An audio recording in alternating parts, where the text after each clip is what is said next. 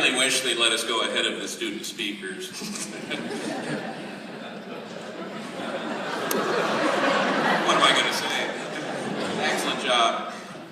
Superintendent Enfield, board members, school staff, guests, parents, grandparents, guardians, police, fire, parole officers, insurance agents, and of course you guys.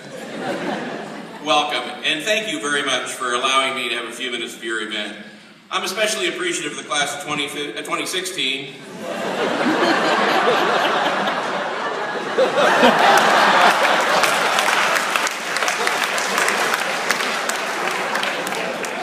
It was another guy last year. For voting me as your staff speaker. The options are good and abundant, and I assume ballots revealed a tight race or perhaps a miscount, and I thank you. For those who voted otherwise, I hope you are not too disappointed. I'll at least try to be brief.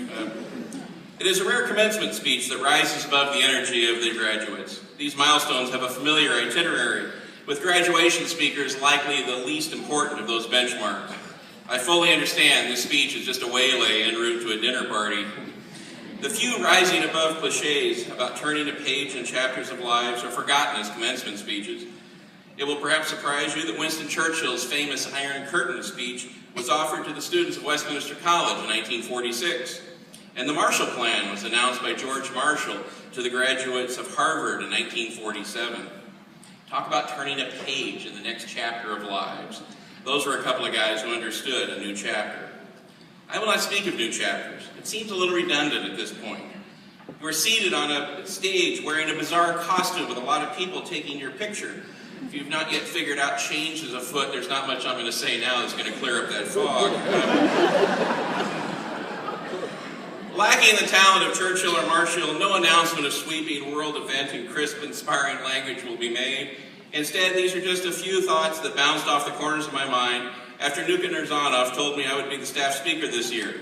The first one I already mentioned, there was likely a miscount. Another was to avoid a common thread of these speeches, offering advice. President Truman was once asked the best advice parents should offer their children, and he replied, "I have found the best way to give advice to your children is to find out what they want and then advise them to do it." There is plenty of advice out there, and I have offered my share, but sometimes you just need to find out for yourself. Doing so will provide you with a wealth of advice to offer your own children, and when that time comes, please remember President Truman as I am now. I will share with you a comment made at one of my graduations that has stuck with me through all these years. It was not part of any speech and was said almost offhandedly by the commanding general of our Army's aviation center and school as he handed me the coveted wings of an Army aviator. Don't be too proud. This is just a license to learn. I thought he was something of a party pooper. After a year of polishing, marching, running, yes, I used to run. I have proof. Studying, memorizing, being yelled at, and surviving a seemingly endless series of tests and check rides, I'd earned those wings. They were mine. I was proud. How could he counsel otherwise? It did not occur to me to see the whole thing through his eyes, but it did later. He was a Korea and Vietnam veteran, granting club membership to an 18-year-old kid, and he just hoped that kid would appreciate the gift being given. Accept the challenges and responsibilities. Would I rise to that? He was right, of course. I wish our paths had crossed again, and I could have told him so. The real education began after graduation.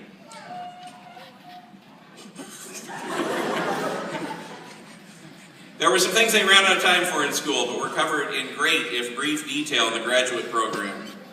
In school, the conventional wisdom was that whatever was in the air was more dangerous than whatever was on the ground, and getting a crippled aircraft safely to the ground was paramount. Later, I encountered times when getting or keeping a crippled aircraft in the air increased the odds of survival, and the laws of aerodynamics became suggestions. I learned that as piercing as the sound of a missile alert warning is, you can still hear your pounding heart beating over the siren it's emitting. Discovering that North Korea uses bluish-green tracers was an interesting and pretty startling bit of information, and that despite whatever economic hardship that country has, they always set aside a few pennies for bullets. Not everything was aeronautically centered either.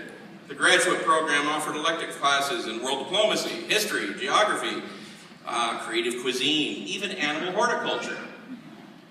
For example, you might not realize there are no large spiders in the United States.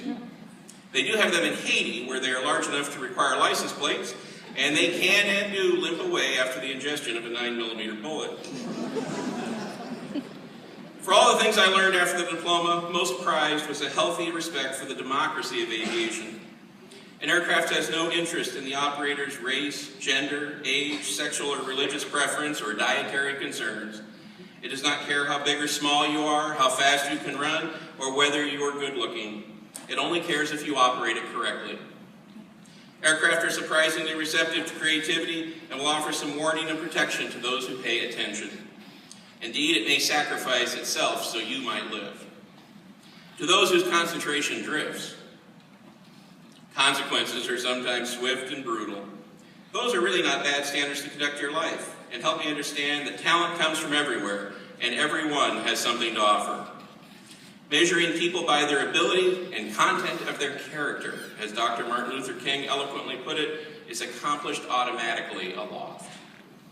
I applaud you for viewing the world closer to that standard than those before you. It should not matter what you are, only if who you are meets the task. We are not there yet, but I applaud all of you. You have made strides I am proud of. There are a lot of things that worry me about the future, but one big improvement is crumbling ridiculous walls of prejudice. Thank you for showing those ahead of you a better path.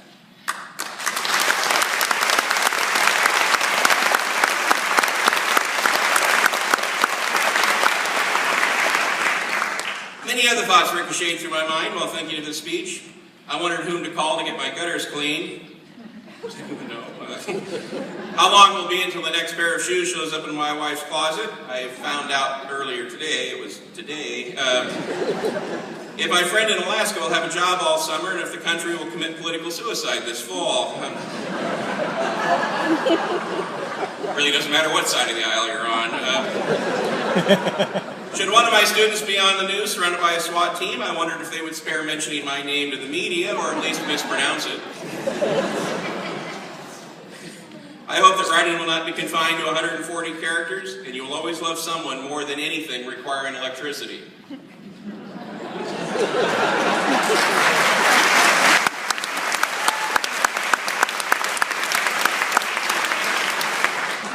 I also wondered if you will look on your new diploma as a license to learn, and if you are willing to scale a learning curve that may go vertical. Consumed with all these thoughts, you can see they crowded the speech until no time remained at all to write anything, and you are left with only this. I will close with my thanks, which are profound, the wish you have wonderful lives, and this thought from Charles Schulz. Don't worry about the world coming to an end today. It's already tomorrow.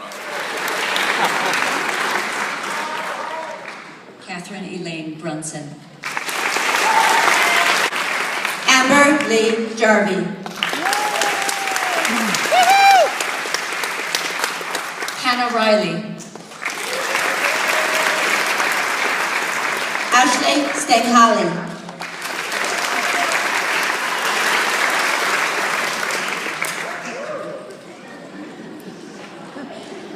Christopher Kinney. For the turning of the tassels.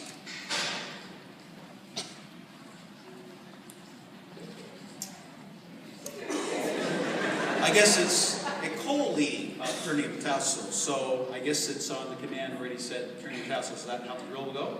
Here we go. Ready, set, turn your tassels.